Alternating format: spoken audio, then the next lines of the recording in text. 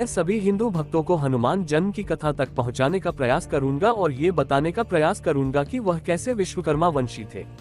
सभी वेद कहते हैं कि भगवान विश्वकर्मा सभी देवताओं की सृष्टि करते हैं, ब्रह्मांड में सभी जीवित प्राणी एवं पूरी दुनिया की रचना करते हैं और सृष्टि, स्थिति, लय आदि सभी कार्य करते हैं। यजुर्वेद 7:1:5 अपोवा इदाम्रे सलिला मसीत मंत्र के अनुसार समझा जाता है कि 33 करोड़ देवताओं में से एकादश रुद्र की रचना की थी।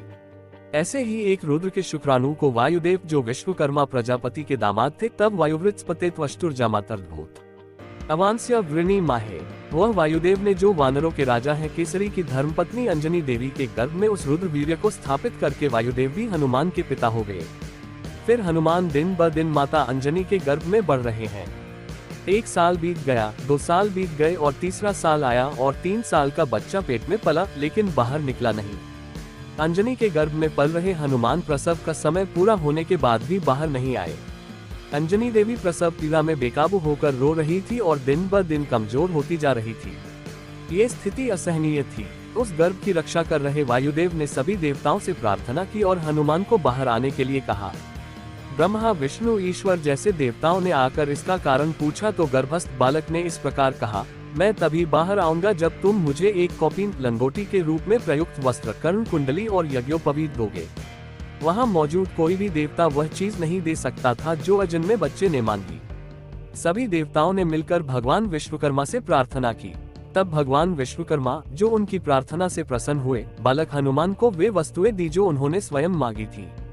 तब हनुमान अंजनी गर्भ से बाहर आए और भगवान विश्वकर्मा को प्रणाम किया। खुशी खुशी उनकी कई तरह से प्रशंसा की और कृतज्ञ होकर कहा, हे भगवान, मैं आपके प्रतीक ध्वज पर बस जाऊंगा और हमारे द्वारा बनाए गए गांव, शहर, मंदिर आदि वास्तु भवनों की प्रतीक्षा करूंगा। हमारे वंश जो वैश्वकर्मन पहचानते हैं और वैश्वकर्मन जिसे भी बुलाते हैं, मैं उनका रक्षक बनूंगा।